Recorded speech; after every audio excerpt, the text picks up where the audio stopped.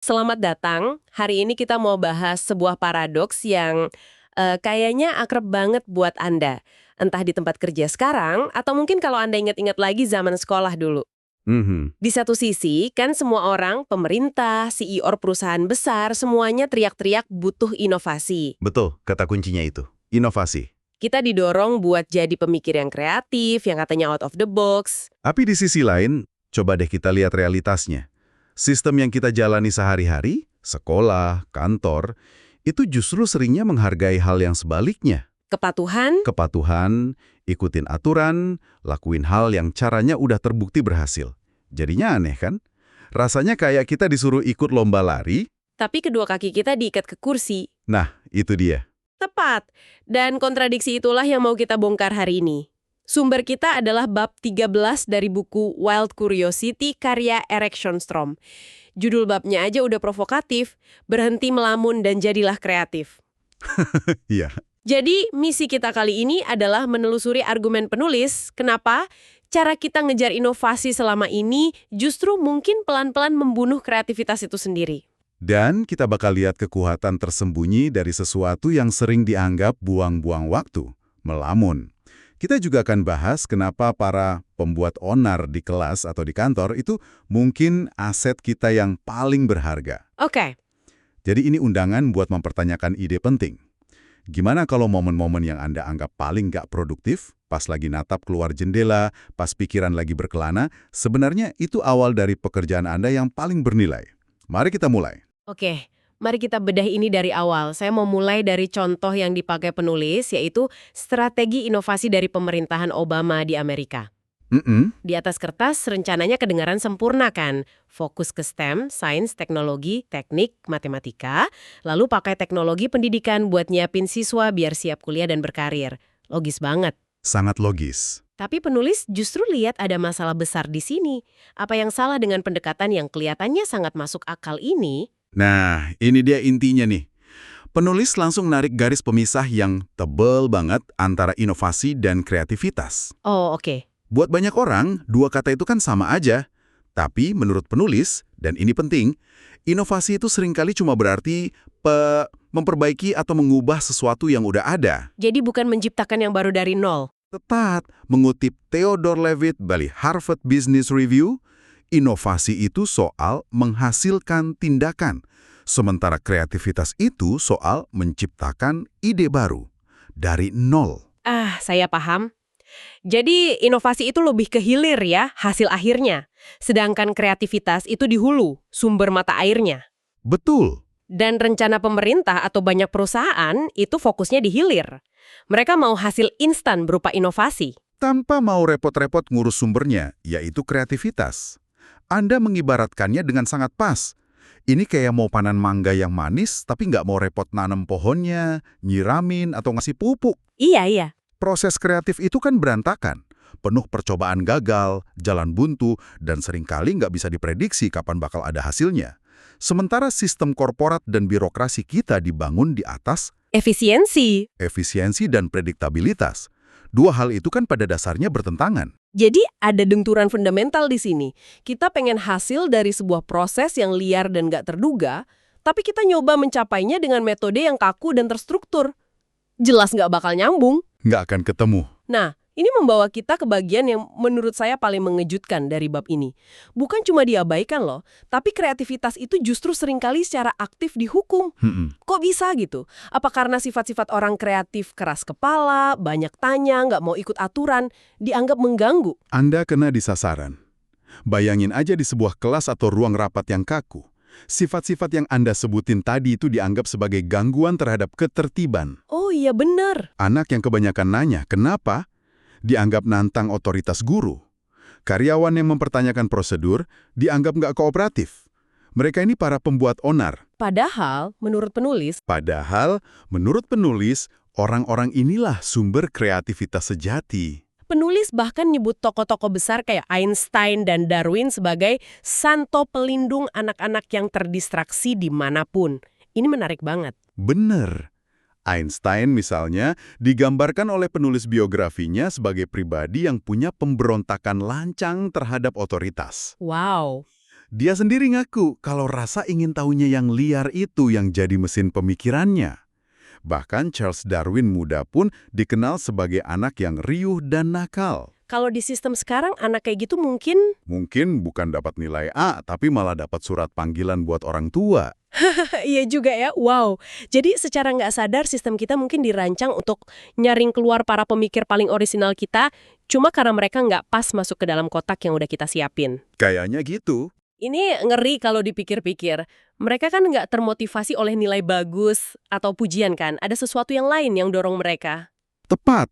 Ini pertarungan klasik antara motivasi intrinsik dan ekstrinsik. Orang-orang kreatif ini, menurut penelitian Daniel Vasco Jr. yang dikutip penulis, digerakkan oleh motivasi intrinsik. Rasa ingin tahu murni. Rasa ingin tahu yang murni, kepuasan dari mecahin masalah itu sendiri. Nah, sistem kita nyoba ngendaliin mereka dengan imbalan ekstrinsik. Nilai, ranking, gaji, bonus. Yang niatnya baik untuk memotivasi, tapi efeknya justru sebaliknya. Persis. Ketika Anda ngasih hadiah eksternal untuk sesuatu yang harusnya datang dari dalam, motivasi internal itu justru terkikis. Kita, dengan niat baik, malah matiin semangatnya. Padahal itu yang seharusnya kita rawat. Ironis banget. Ironisnya, ini juga kejadian di dunia kerja. Ada studi menarik di Psychological Science yang nemuin kalau meskipun para pemimpin perusahaan ngaku pengen orang kreatif, dalam praktiknya, mereka cenderung nolak ide-ide yang benar-benar baru. Kenapa? Karena dianggap terlalu berisiko dan nggak praktis. Jadi di mulut bilang, ayo berpikir beda, tapi di hati maunya yang aman dan bisa diprediksi. Ini kayaknya masalah laten di banyak organisasi. Oke, kalau sistem formal justru jadi penghalang, apa dong solusinya? Nah, Disinilah penulis nawarin sesuatu yang kesannya radikal, tapi sebenarnya dari kecil kita selalu dibilangin jangan dilakuin, melamun. dan ini bukan sembarang melamun ya. Ini bukan soal pikiran kosong. Oke. Penulis merujuk pada karya Jerome Singer, yang bisa dibilang bapaknya penelitian lamunan.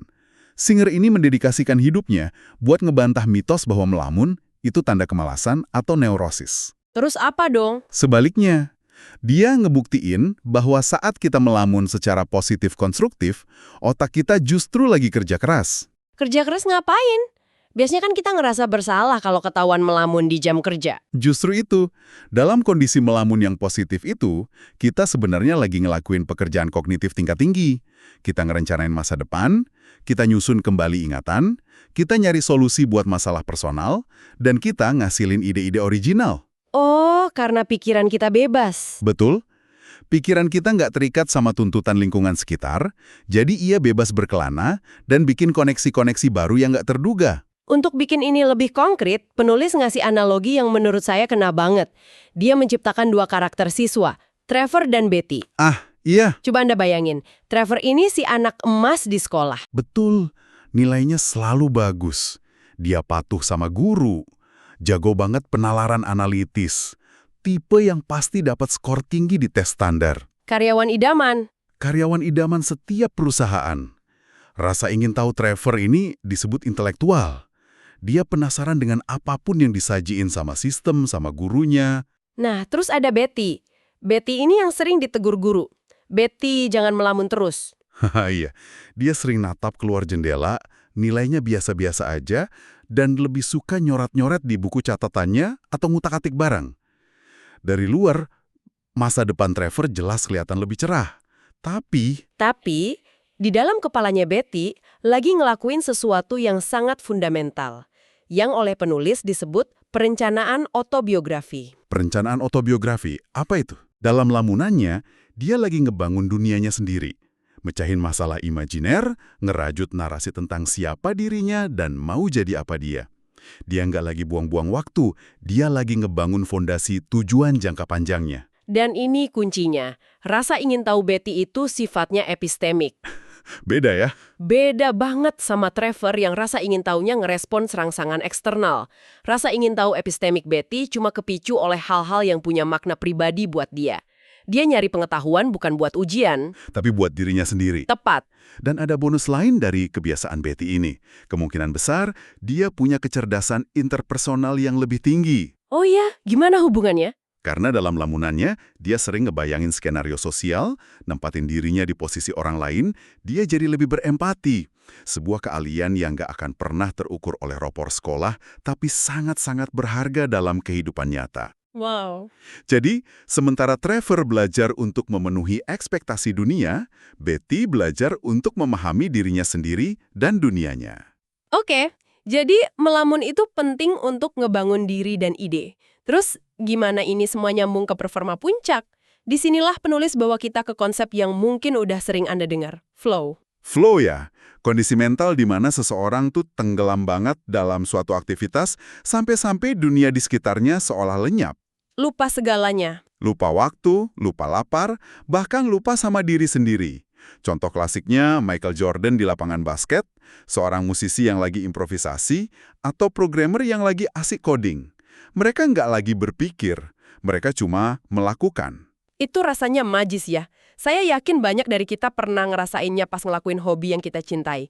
Sebenarnya apa sih yang terjadi di dalam otak kita pas itu? Dari sisi neuroscience, ini yang gila. Otak kita secara harfiah mandi dalam koktail zat kimia pembangkit rasa senang. Dopamin, serotonin, norepinefrin. Oke. Dan gelombang otak kita melambat dari kondisi beta yang waspada turun ke perbatasan antara alfa dan theta. Gelombang alfa muncul pas kita rileks atau melamun. Ah, itu dia hubungannya. Oke, sementara theta muncul pas kita tidur REM. Fase di mana mimpi-mimpi paling liar terjadi dan ide-ide saling bertabrakan. Jadi kondisi flow itu secara neurologis dekat banget sama kondisi melamun dan bermimpi. Sangat dekat. Dan ada satu hal lagi yang paling keren. Bagian otak yang tugasnya jadi kritikus internal kita, yang letaknya di korteks prefrontal dorsolateral, itu jadi senyap. Si suara di kepala yang suka bilang, jangan-jangan ini salah. Persis. Yang suka bilang, jangan-jangan ini salah. Atau, nanti orang bilang apa ya? Itu untuk sementara waktu dimatiin. Ini ya Kita berhenti nganalisis dan ngehakimin dari sendiri secara berlebihan. Dan mulai bertindak lebih naluriah.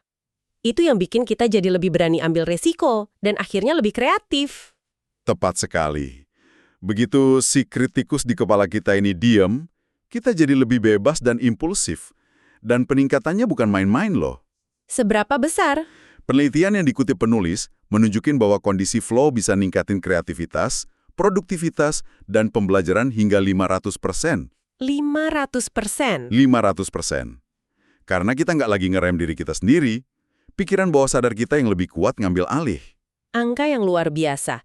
Dan pemicu untuk bisa masuk ke kondisi flow pada suatu aktivitas, pada akhirnya balik lagi ke rasa ingin tahu kan?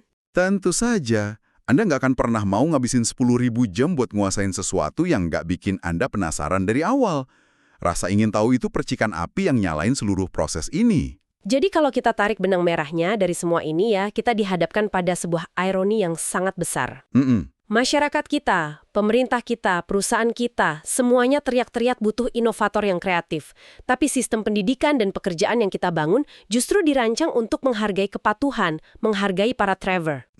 Dan secara nggak sengaja, menekan atau bahkan menghukum sifat-sifat liar yang dimiliki para Betty, yang justru merupakan cikal bakal kreativitas sejati. Tepat. Dan argumen penulisnya sangat jelas dan kuat. Inovasi sejati itu nggak lahir dari ruang rapat yang steril atau dari kurikulum yang kaku. Tapi dari mana? Ia lahir dari tempat yang lebih liar, dari rasa ingin tahu yang personal dan mendalam, dari keberanian untuk ngebiarin pikiran mengembara tanpa tujuan, dan bahkan dari sedikit sifat pemberontak yang nolak buat sekedar ngikutin aturan. Buku ini nggak nawarin solusi instan 5 langkah untuk membuat perusahaan Anda lebih kreatif ya? Sama sekali nggak. Implikasinya terasa jauh lebih personal dan mendalam. Ini kayak sebuah ajakan buat kita semua secara individu agar nimbang kembali nilai dari momen-momen yang selama ini kita anggap tidak produktif. Benar. Penulis nggak ngasih resep paten. Dia justru ngelempar sebuah tantangan. Tantangan bagi Anda untuk mempertimbangkan kembali gimana Anda mandang waktu dan pikiran Anda sendiri. Ini ninggalin sebuah pemikiran buat Anda renungkan. Pertanyaannya jadi kebalik ya, bukan lagi gimana caranya supaya saya berhenti melamun di jam kerja, tapi mungkin harusnya gimana caranya saya bisa ngeluangin waktu untuk melamun dengan lebih baik. Tepat. Jadi, coba pikirkan ini sebagai penutup.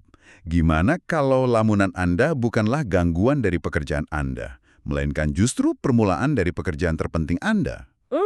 Gimana kalau saat pikiran Anda berkelana tanpa tujuan adalah saat di mana benih-benih ide terbaik Anda mulai tumbuh? Coba renungkan, ide brilian apa yang mungkin pernah Anda abaikan karena dianggap hanya lamunan belaka, yang mungkin sekarang layak untuk Anda kunjungi kembali?